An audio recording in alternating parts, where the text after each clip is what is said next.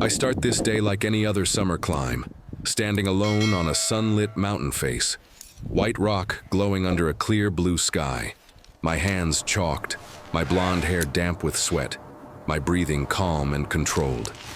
I am a white man with short blonde hair, athletic build, wearing a red climbing jacket, dark technical pants, gloves, and a harness clipped to a rope that disappears upward into the mountain.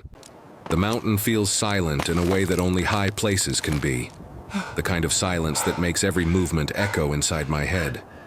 I take one more step along a narrow ledge when the rock beneath. My right foot shifts slightly, not enough to make me fall, but enough to freeze my body in place.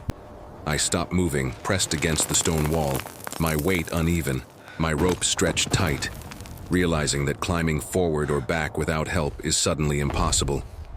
As I hold myself there, suspended, between sky and stone, I sense movement to my left, something heavy and alive on the same ledge system.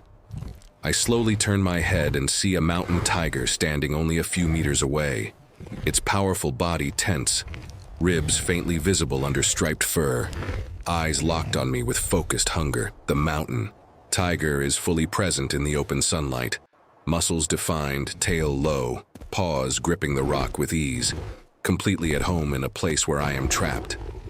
The animal does not roar or charge, but its posture tells me everything. It is hungry, alert, and aware that I cannot escape quickly.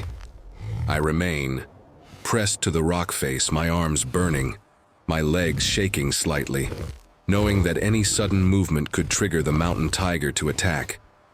The distance between us feels impossibly small, the drop below impossibly large, and the sun continues to shine as if nothing is wrong. I breathe slowly, my eyes never leaving the mountain tiger, silently hoping that someone, somewhere, will realize how exposed I am on this mountain, caught between a vertical wall and a predator that has already decided to stay.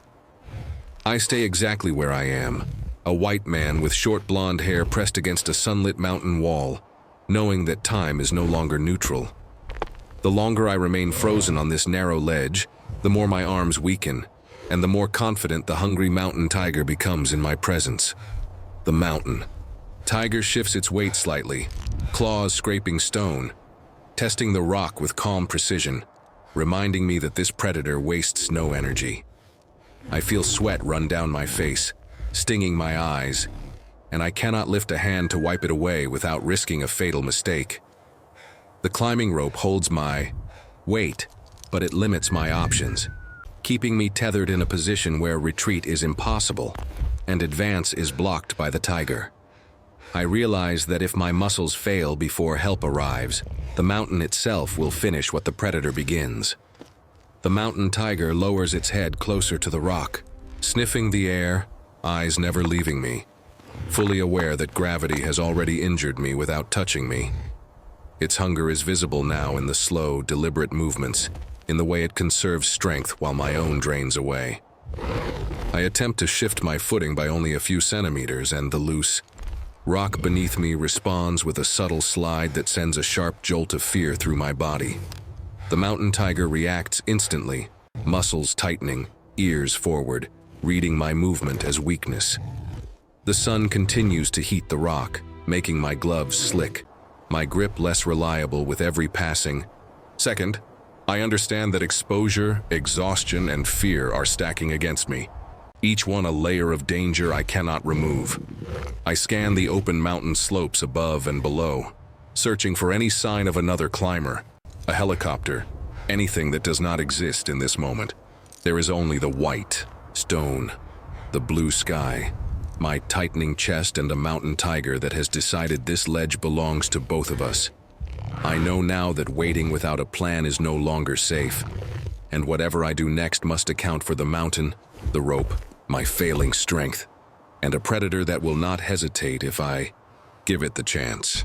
I force myself to think past the fear, past the burning in my arms, and I slowly shift my attention from the mountain tiger to the equipment holding my life together. I am a white man with short blonde hair, trapped on a summer mountain wall. But I am also a climber, trained to act when panic offers nothing.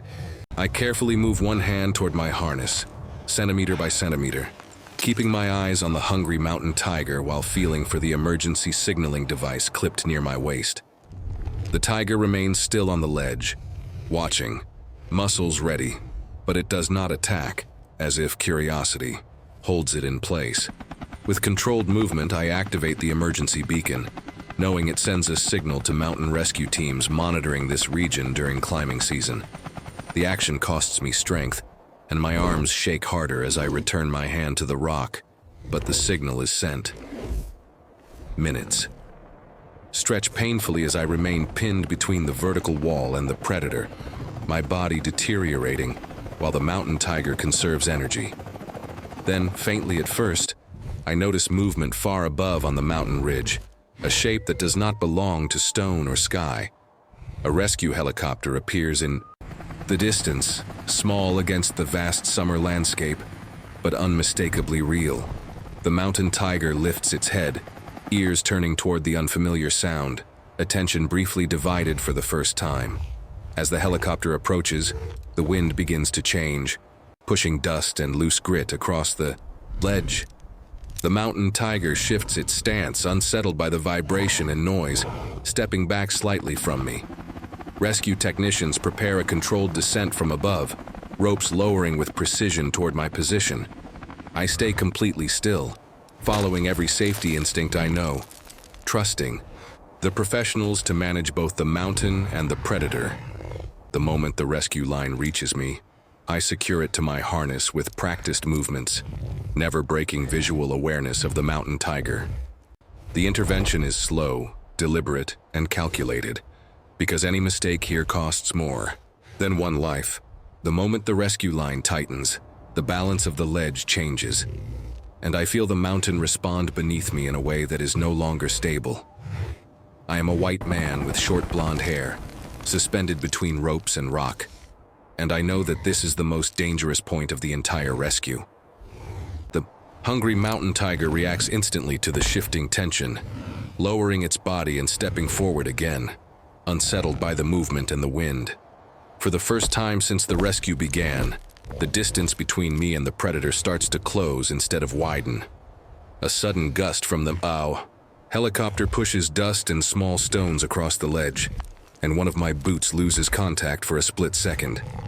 My body drops just enough to shock the harness, sending a sharp jolt through my arms and spine. The mountain tiger lunges forward half a step, claws digging into the rock, interpreting the movement as collapse and opportunity. I feel gravity pull harder than before, my muscles screaming as I fight to keep my body aligned with the wall.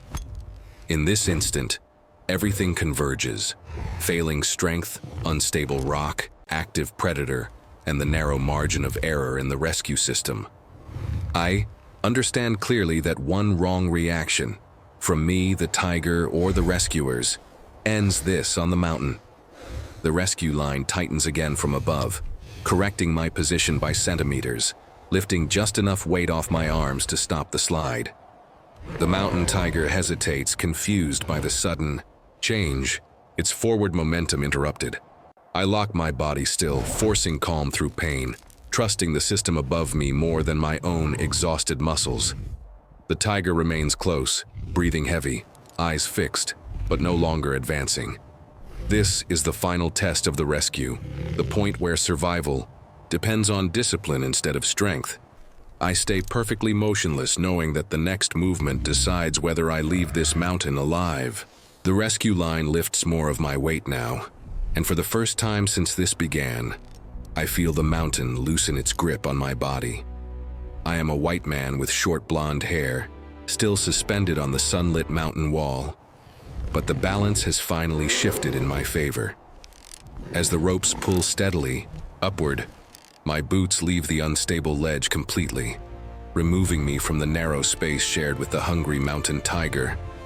The tiger remains on the rock below, watching as the distance between us increases, its role in my fate finally ending. With every controlled meter I rise, the tension in my arms fades, replaced by relief so strong it almost overwhelms my focus. The mountain tiger lowers its head and steps back, no longer threatened, no longer interested. returning its attention to the mountain that belongs to it. I am guided upward by the rescue system, my body aligned, secure, and no longer fighting gravity alone. The helicopter hovers steadily above, and the mountain face that trapped me becomes just another surface beneath my feet. When I reach a safe anchor point above the ledge, my boots touch solid ground, and the danger finally breaks. I remain standing there, breathing deeply, feeling the sun on my face without fear for the first time. Below me, the mountain tiger turns away and disappears along the rocky slope, silent and free, as if the encounter never needed violence to end. There is no victory over the animal, only separation and survival. As I am guided away from the cliff edge, I look back once more at the vast mountain, knowing it tested me and released me in the same day. I leave the mountain alive, intact, and changed, carrying respect instead of fear, and gratitude instead of panic.